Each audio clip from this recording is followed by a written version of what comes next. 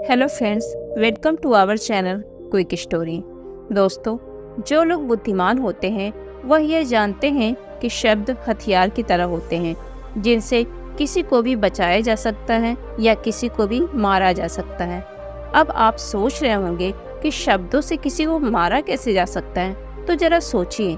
ज़्यादातर आत्महत्याओं के पीछे किसका कारण होता है? किसी के पति ने कुछ कहा, किसी के पिता ने कुछ कहा और उन लोगों ने आत्महत्या कर ली।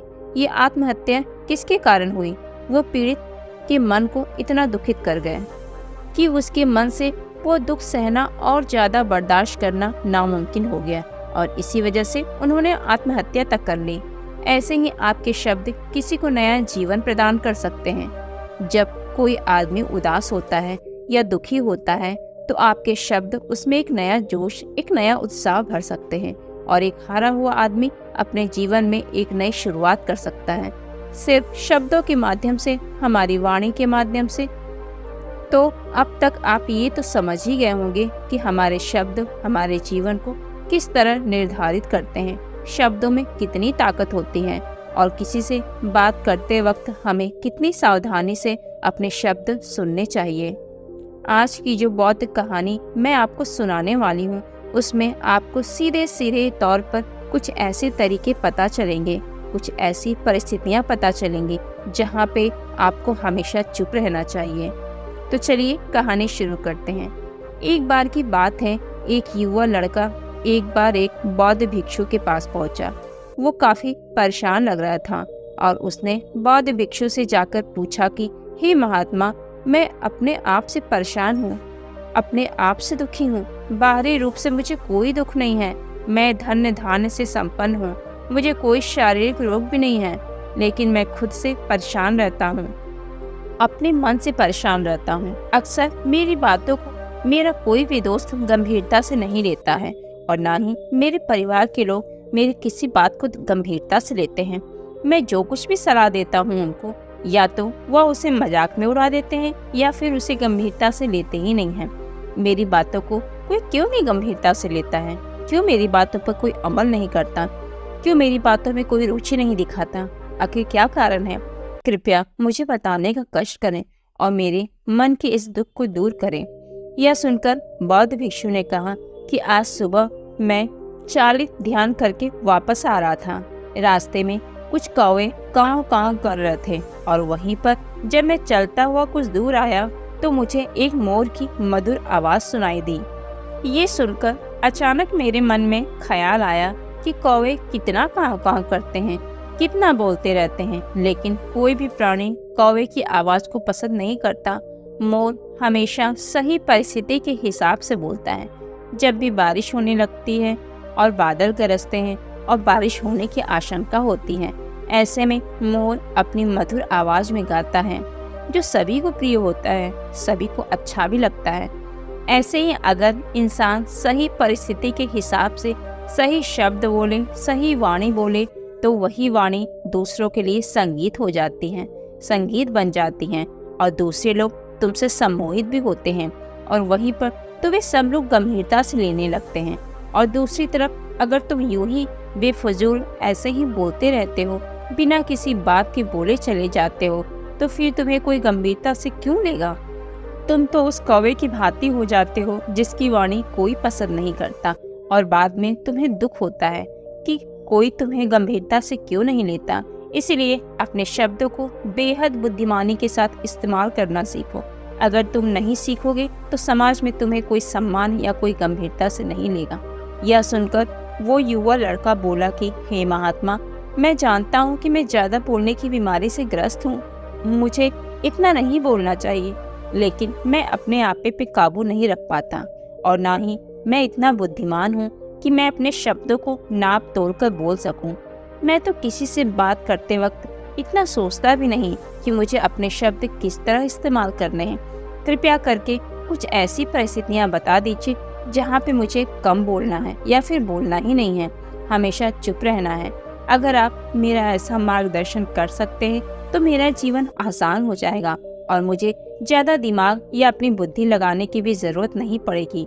यह सुनकर बौद्ध भिक्षु मुस्कुराते हुए बोले, बेटा, वैसे तो इंसान को हर परिस्थिति में सोच समझ कर ही बोलना चाहिए। लेकिन अगर वो हमेशा होश में नहीं रह पाता है, ध्यान में नहीं रह पाता है, तो मैं तुम्हारे दैनिक जीवन की कुछ ऐसी परिस्थितियां बता रहा हूँ जहाँ पर तुम्हें हमेशा चुप रहना है।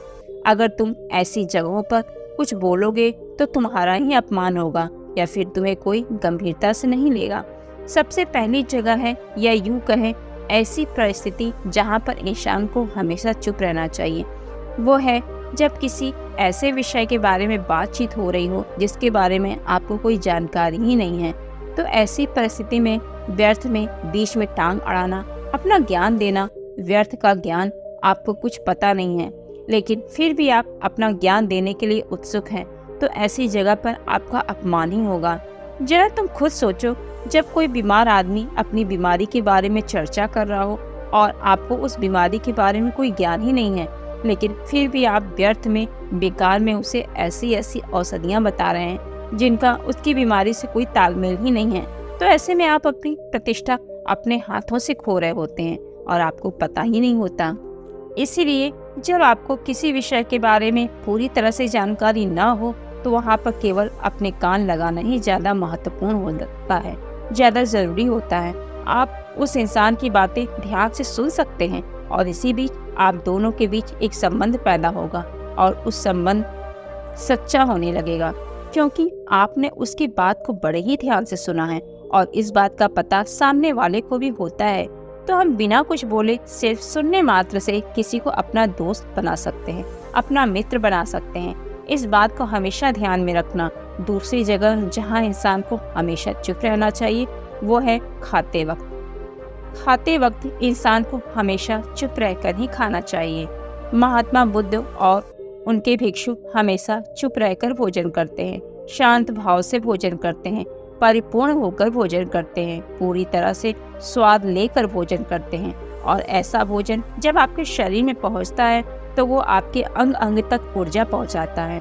अगर हम भोजन करते वक्त कुछ ना कुछ बोलते रहते हैं, कुछ ना कुछ सुनते रहते हैं, लेकिन अगर मौन रहकर पूरा स्वाद लेकर उस भोजन को करते हैं, मौन रहकर भोजन न करने से हमारा शरीर रोगों से ग्रस्त हो जाता है। जरा तुम खुद ही सोचो, बौद्ध भिक्षु हमेशा भिक्षा लेकर भोजन करता है और भिक्षा भी कितनी मामूली सी, और वो भी एक वक्त। तो एक वक्त भोजन करने के बाद भी वो इतने स्वस्थ रहते हैं, इतने उत्साह, जोश और आनंद से भरे होते हैं। और हम तो इतना खाना खाते रहते हैं, इतनी सारी भोजन की सामग्री हमारे पास उपलब्ध होती है, लेकिन हमारे शरीर में कोई ऊर्जा होती ही नहीं है। इसका सबसे बड़ा कारण होता है कि हम अपना भोजन होश में नहीं करते हैं, मौन रहकर नहीं करते हैं। इसलिए अपना भोजन हमेशा मौन रहकर ही करो। तीसरी जगह जहाँ पर आपको हमेशा चुप रहना है वो है जब आप गुस्से में रहें तो आप शांत रहें। जी हाँ, गुस्से में शांत रहना या चुप रहना इतना आसान नहीं होता। अक्सर हम गुस्से से भरकर कुछ ऐसे शब्द या अपशब्द बोल जाते हैं जिसका पछतावा हमें हमेशा रहता है, लेकिन जुबान से निकला हुआ शब्द वापस नहीं हो सकता, उस शब्द को मिटाया भी नहीं जा सकता। अब वो जिंदगी भर हमारे दामन से जुड़ चुका होता है और वो गुस्से में बोला गया शब्द अब हमारे मन को समय समय पर बेचैन भी करता रहता है, दुखी करता रहता है। लेकिन गुस्से के वक्त चुप रहना सीखना भी एक बहुत बड़ी कला होती है। गुस्से में आदमी का अपने ऊपर काबू नहीं रहता, अपनी इंद्रियों को वश में कहाँ रख पाता है वो। इसलिए इस कला को आप तभी सीख सकते हैं जब आप गुस्सा भी होश में रहकर कर पाएं। जब भी तुम्हें गुस्सा आए तो किसी को कुछ बोलने की बजाय कुछ शारीरिक व्यायाम करना शुरू कर दो। उछलना, भागना, दौड़ना, जिम करना, कुछ भी आप ऐसा व्यायाम कर सकते हो जिसमें आपका शरीर थक जाए।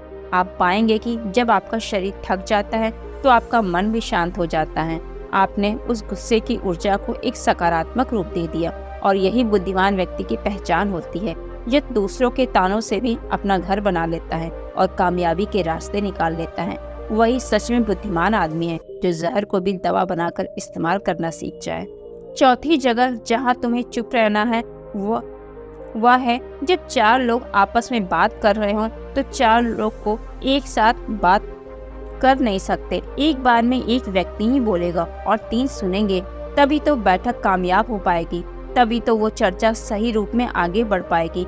लेकिन अगर कोई आदमी ऐसा बैठा हुआ है जो बीच में ही दूसरे की बात काटकर अपनी बात को ऊपर रखना चाहता है, तो ऐसे में वो चर्चा या वो बैठक आपको कहीं नहीं पहुंचाएगी और चारों लोगों के बीच आप सबसे मूर्ख व्यक्ति कहलाओगे।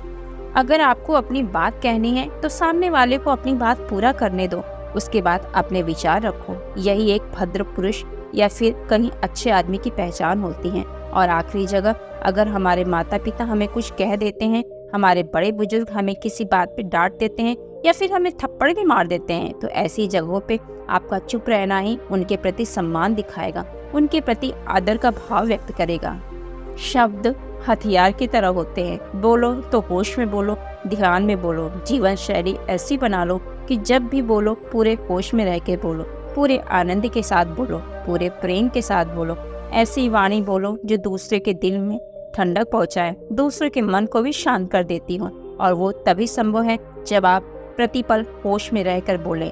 इसके बाद वो युवा लड़का बौद्ध भिक्षु के सामने नतमस्तक हो गया और उनको प्रणाम करते हुए अपने घर वापस लौट गया। तो दोस्तों, आज की हमारी कहानी आपको कैसी लगी कमेंट करके जरूर बताइएगा तथा हमारा वीडियो अंत तक सुनने के लिए आपका दिल से धन्यवाद।